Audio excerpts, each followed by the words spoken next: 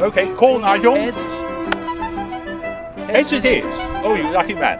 And have you played with Nigel before? Oh yes, a couple of times. And how would you describe him as a player? Oh, you've got to watch him. He needs careful watching. You'll be surprised what he can get up to. I'm going to put Hamish in first. Okay, and I'm going to have red and yellow. And are you feeling quietly confident, Nigel? Extremely confident.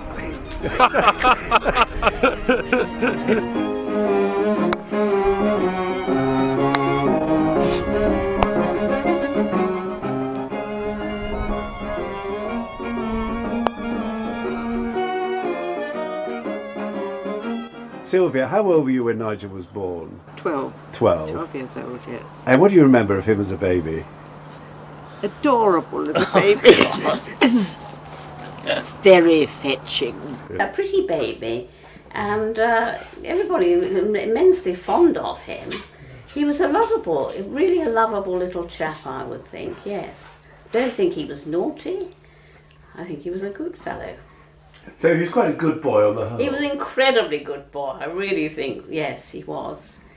What seems to me very odd about Nigel's upbringing is the fact that Jan kept him at home till he was 8 or 9? Yes. Why on earth did she do that? I think she wanted to make it appear that she still had a young child at home, and also she kept him for the company.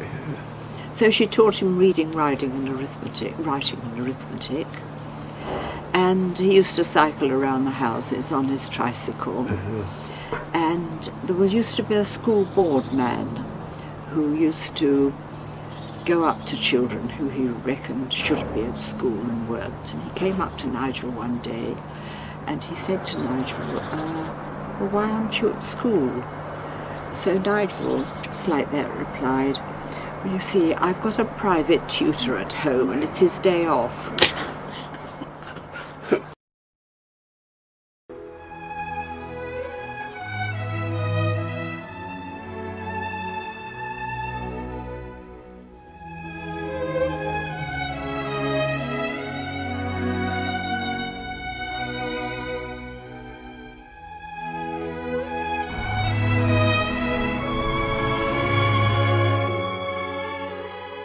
When he was a teenager, he went to Epsom and he had two great friends. Can you tell me about that? He had two great friends, Duncan, who was we thought of him as rather glamorous, was Duncan, because his other friend was John Siver. And John Siver had a sister called Jane, and Jane Siver and Duncan were young lovers, and so it was all very glamorous and quite daring in those days. But Duncan and John Siver and Nigel were quite a trio.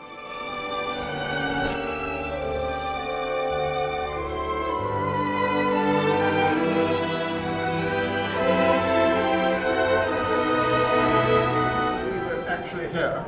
No. It was already the case. Because it was before the war. There's Henry. Right, that's Henry. Yes, Henry. Remember him well. Yes. Henry Franklin, yes. But he was a very tough disciplinarian. In fact, he was known as Bloody Henry.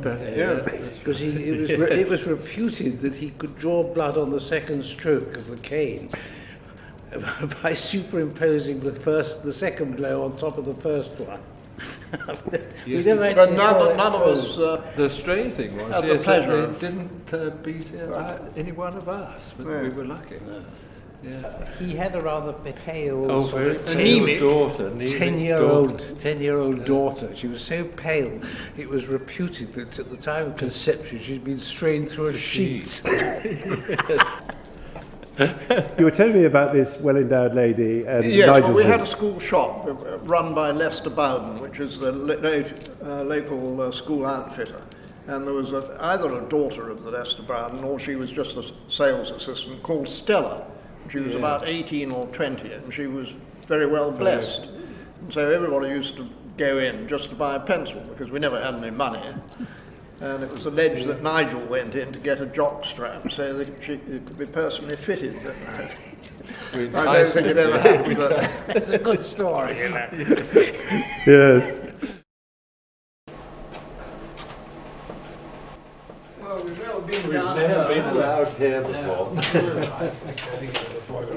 Somebody said it might have been an air raid show. Yes, I'll bet you it was an air raid show. So the, Never been here before. I've got before me a copy from a index card which was kept by the prefects about the behaviour of the various boys in the house. Really? Yeah, this is headed Walsh ND, and there were 5 entries. Talking in prep 50 lines, late for league nets and failing to apologise to the prefect on duty 50 lines, ragging 50 lines, ragging with Siver but not punished owing to the absence of Siver. who'd been And bribed not to be there. lastly, and this is somewhat embarrassing, hurling books and ragging, beaten 5. That means 5 strokes. You were asking about, the happiest days at school or the worst, but outside school, life was really dull. I mean, we had blackout, no street lighting, clothes were drab. Yes. You were lucky to have Patches in your trousers. Yeah, you were lucky to have one pair Yes, of yes. trousers and one sports jacket. There was never enough coke for the boilers, and either Yes, that's right. they went off early, or they came on late, or the damn things weren't working, and Yes. one sat on the radiator and got piles because there was nowhere else to get warm. Talking about cold, I can remember, because of the lack of heating, remember putting the carpet, lifting the carpet up and putting that on the bed as extra cover and being a bit warmer. There was also this wonderful chase over this girl, Rosemary Keats. You remember Rosemary Keats? She was the daughter of a builder in Kingswood. Do you remember? You must remember, a local man. Yes, yeah. And she was passed from boy to boy. I seem to remember. I think I had her for about a month, and then somebody stole her. There was a chap in Crawford who was always talking about his girlfriends and how many buttons he was able to undo on a blouse. I We never remember got that. to that stage of the rest.